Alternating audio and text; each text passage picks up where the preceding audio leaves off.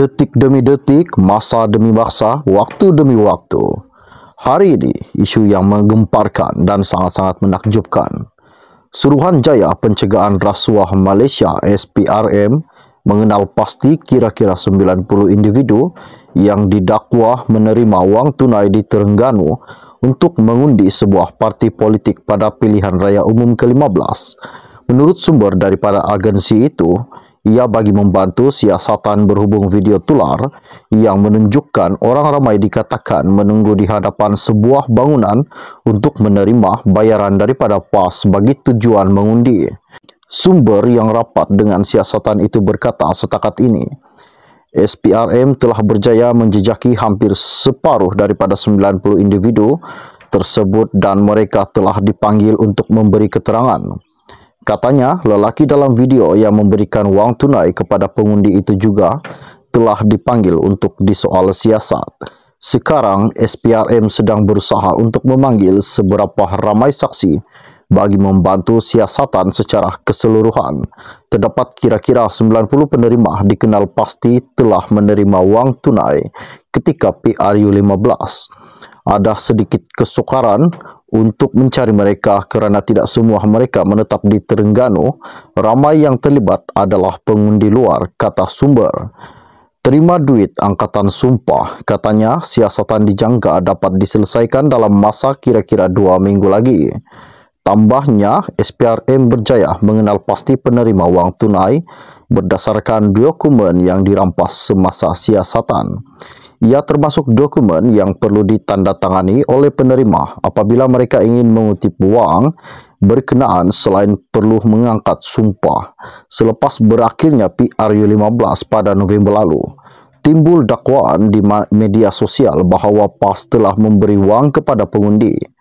Pengarah pilihan raya PAS, Muhammad Sanusi Muhammad Noor, bagaimanapun menafikan perkara itu. Sanusi juga berkata dakwaan itu merupakan hela daripada musuh politik untuk memburuk-burukkan PAS dan Parti Islam tidak mempunyai dana untuk membayar pengundi, katanya. Pada Januari lalu, Presiden PAS Abdul Hadi Awang mempertahankan tindakan mengagikan wang tunai kepada pengundi. Dia dilaporkan memberitahu media di Terengganu bahawa peraturan sedia ada hanya melarang calon yang bertanding dan wakil mereka daripada memberi wang tunai kepada pengundi. Bagaimanapun, Abdul Hadi berkata, undang-undang tidak menghalang orang ramai daripada bersedekah, katanya. Isu ini sangat menggemparkan hari ini.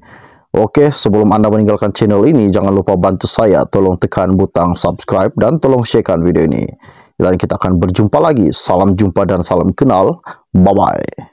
Salam sejahtera saya ucapkan kepada anda yang baru saja melihat channel ini ataupun yang telah lama mengikuti channel ini. Dan terima kasih kerana anda sudi singgah di dalam channel ini untuk mengetahui isu semasa perkembangan terkini yang akan saya kongsikan di dalam channel ini buat anda semua untuk setiap hari. Terima kasih. Seperti mana yang telah dinyatakan, bahawa PAS telah merasuah pengundi dengan mengagikan bantuan kewangan daripada kerajaan negeri melalui inisiatif iPension, iBelia dan iStudent antara 15 dan 17 November 2022 yang hanya beberapa hari sebelum PRU 15 dilaksanakan. Hadi Awang juga berkata, pemberian yang diberikan parti PAS itu sebagai sedekah.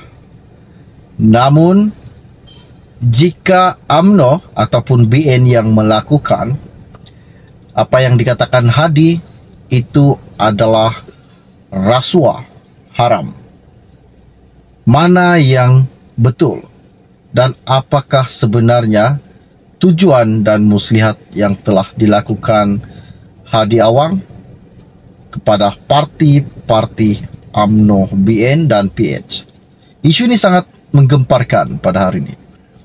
Dan muncullah pula Zahid Hamidi untuk memberikan satu keterangan kenyataan yang sangat menakjubkan.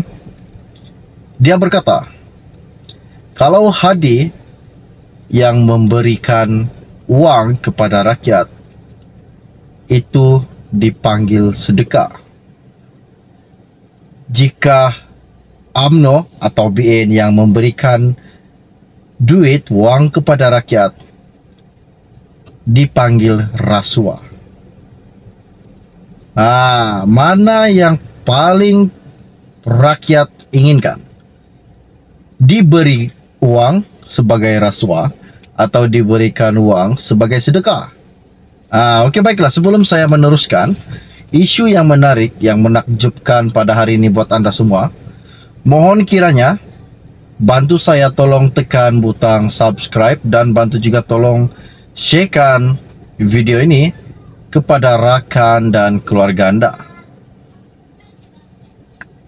Hari ini isu yang menakjubkan dan yang menggemparkan saya ambil daripada Malaysia Kini. Ianya berkata, Zahid, kalau Hadi buat dipanggil sedekah, orang lain buat menjadi rasuah. Dan izinkan saya untuk membaca artikel ini. Timbalan Perdana Menteri Ahmad Zahid Hamidi membidas Presiden PAS Abdul Hadi Awang berikutan kenyataannya bahawa pemberian wang tunai oleh parti itu ketika PRU15 adalah sedekah. Bercakap dengan pemberita di Majlis Rumah Terbuka Tahun Baru Cina, MCA Zahid menyifatkan kenyataan itu sebagai hipokrit. Katanya Zahid, kalau Hadi yang buat dipanggil sedekah, kalau parti UMNO yang buat dipanggil rasuah, katanya Zahid. Presiden UMNO itu juga menggambarkan Hadi sebagai seorang ulama politik dan menggesanya agar tidak mengubah hukum sesuatu perkara.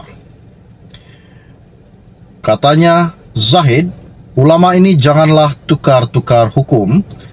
Akhirnya ulama politik tak akan dihormati oleh rakyat dan orang Islam. Ulama kena ada integriti, jangan tukar-tukar fakta, katanya. Semalam Hadi dilaporkan mempertahankan pemberian tunai yang dibuat dengan mendakwanya sebagai sedekah dan tidak melanggar peraturan pilihan raya.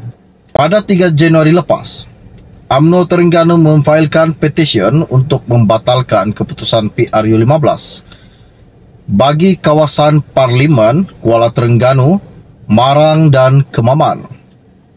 Petisyen itu mendakwa PAS merasuah pengundi dengan mengagihkan bantuan kewangan daripada kerajaan negeri melalui inisiatif iPension, iBelia dan iStudent antara 15 dan 17 November 2022 yang hanya beberapa hari sebelum PRU15.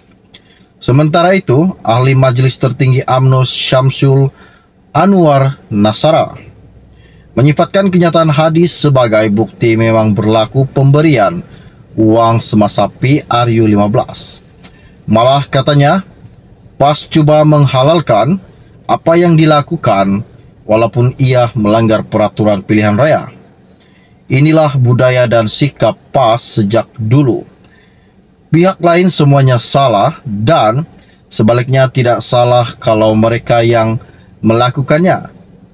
Isu ini sangat menakjubkan pada hari ini, dan sekiranya Hadi Awang benar-benar melakukan dan memberikan wang kepada rakyat sebelum PRU15 dan rakyat kena berfikir, adakah pemberian yang diberikan oleh parti PAS kepada rakyat itu adalah rasuah?